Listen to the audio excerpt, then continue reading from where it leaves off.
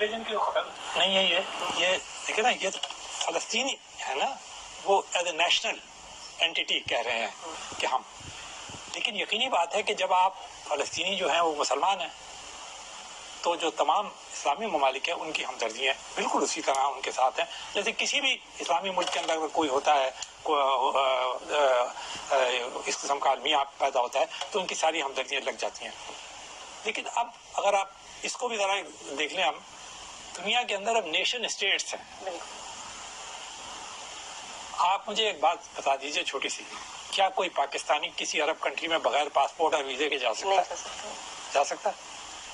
تو پھر اگر مذہب کا تو ہم جذباتی طور پہ تو کہتے ہیں بالکل ایگزیکٹلی، مگر یورپی میرا سوال ہی لیکن دیکھیں یورپین یونین جو ہے 29 یا 28 کنٹریز کے اوپر ایک ویزا لے کے وہاں تو شنگن ویزا چلتا ہے اور وہ ایک جگہ سے دوسری جگہ تک آتے ہیں.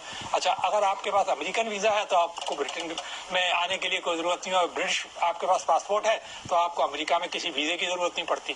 ٹھیک، عملی طور پہ وجہ کیا ہے؟ دیکھیں میں آپ کو بڑی سمپل سی وجہ ہے، اس کے پیچھے سب اکنامکس ہے. دیکھیں ایشیا ڈیوائیڈڈ ہے 3 ریجنز کے اندر. ساؤتھ ایسٹ ایشیا ہے، ٹھیک ہے، جس میں ہمارے انڈونیشیا اور ملیشیا اور باقی کنٹری. یہ ایشیا ہے جو کہ ویسٹ ایشیا ہے جس کے اندر ہم لوگ آتے ہیں، اور ساؤتھ ایشیا بھی یعنی یہ بیچ والا علاقہ ہے، سینٹرل کہہ لیں کچھ بھی کہہ لیں. تیسرا یہ مشرق وسطی یعنی ہے نا ایسٹ ایشیا. جو ساؤتھ ایسٹ ایشیا ہے وہ دنیا کے سب سے زیادہ ترقی یافتہ خطوں میں ہے، یورپ تک سے وہ آگے نکل گئے ہیں. کوریا، ایشین ٹائیگرز، آپ وہاں پہ تائیوان کو دیکھ لیں، ویتنام جس نے 50 سال جنگ کیا، آج وہ دنیا کے بہت بڑے ایکسپورٹ، ان کا جو ریزرو بلین وہ ہے وہ کراس کر گیا ہے $250 بلین کا. وہ اس کا جو ہے وہ سنگاپور ایک چھوٹا جزیرہ جس کے اوپر میں جب گیا تھا تو جہاز 1 منٹ لیتا ہے گزرنے میں، 1 منٹ صرف، پتہ چلتا ہے آ گیا جزیرہ اور اوپر سے آپ گزر گئے، آغاز آپ بھی جاتے ہیں. ان کے ریزرو $100 بلین سے کراس کر رہے ہیں. وہ ایڈوانس ٹیکنالوجی ان کے پاس ہے. کوریا وغیرہ وغیرہ آپ دیکھیں نا، ان کا جاپان کی کتنا ایڈوانس ہے. وہ پورا خطہ، خیال یہ تھا کہ یہ خطہ جو ہے نا ہمارا والا، یہ اس طرح ترقی کرے گا. عرب سے تو مجھے کوئی امید اس لیے نہیں تھی کہ وہ تو سوچ رہے تھے کہ قدرت نے تیل دے دیا ہے. یہ نکاح سامنے یہی کہتے تھے نا کہ جی یہ تیل لے رہے ہیں، اور میں کوئی سخت لفظ استعمال نہیں کرنا چاہتا، لیکن وہ انہوں نے سارا ریلائنس ابھی تک گزشتہ 70 سال میں اپنے اوپر یہی رکھا کہ تیل کا پیسہ آ رہا ہے، مفت کا پیسہ آ رہا ہے، زمین سے نکل رہا ہے، کھا رہے ہیں، پی رہے ہیں، کر رہے ہیں. کوئی خود سے انہوں نے کام نہیں کیا ہے. کوئی یورپین آگے کر دیتا ہے، کوئی پاکستانی آگے کر دیتا ہے، کوئی کورین کر دیتا ہے، کبھی کوئی چائنا آگے کر.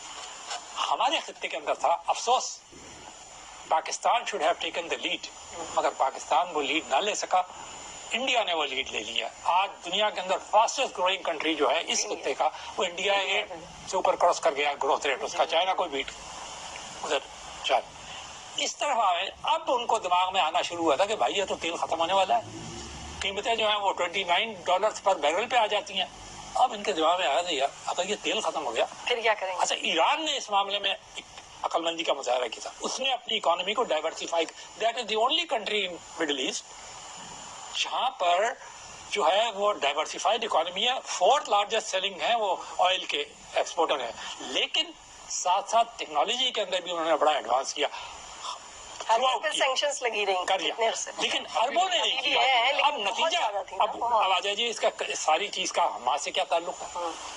جب آپ اکنامکلی کمزور ہو جاتی ہیں، جب آپ کے پاس پیروں پہ کھڑے کرنے کے لیے زمین نہیں ہوتی مضبوط وہ اکنامکس کی، ہمارے ساتھ ہو رہا ہے نا. کیا طاقت ہمارے پاس نہیں ہے. دنیا کی 4تھی یا 5ویں بڑی فوج ہے. We are the one of the atomic power اور ون آف دی اکنامک. مگر ہماری حالت یہ ہے کہ ہم آئی ایم ایف کے ڈائریکٹر کے سامنے جا کر ہمارا وزیر اعظم جو ہے یہ ٹو بیک فار دیٹ. ایک وزیر اعظم نہیں، مستقل وزیر اعظم جتنے ہیں they are to back for it for the last 5 or 6 years. یہ پہلا نہیں ہے، یہ پچھلے والے نے بھی یہی کیا تھا، اس نے بھی یہی کیا، اب یہ بھی یہی کرے گا. مسلمانوں کو جو چیز حاصل کر جو دیکھیے بات یہ ہے، فلسطینی ہو یا پاکستانی ہو، بنگلہ دیشی ہو یا انڈونیشین ہو، ہمیں جو وقفہ ہمیں ملتا ہے نا پیس کا، اس کے اندر اپنے آپ کو اسٹرانگ کرنا چاہیے اکنامکلی، टेक्नोलॉजी हासिल करना चाहिए। बहुत बड़ी तादाद के अंदर मैं आपको बता दूं फलस्तीनी जो हैं वो आउटसाइड है, और एक झगड़ा ये भी है कि वो चाहते हैं फलस्तीनी कि ये दोबारा वापस आकर आबाद हो जाए, वो इसराइल इसकी इजाजत नहीं दे रहा। वो कहते हैं नहीं, हम यहाँ आबाद नहीं होने देंगे। दे आर यंग है स्टिल, और वो आकर टेक्नोलॉजी और वो चीज दे सकते हैं जैसे दूसरे मुल्कों में, इंडिया में, चाइना में हुआ, हर जगह हुआ ना कि बाहर भेजे आपने फिर वापस। मुसलमानों को इल्तिजा है, खुदारा हम आपके साथ खड़े हैं, हम हमारे साथ भी लोगों को खड़े होने की जरूरत है। असद भाई की जरूरत है, हम खुद दो साल 3 साल 4 साल से तो हम लोगों को कह रहे हैं खुदारा हमारे साथ खड़े रहो।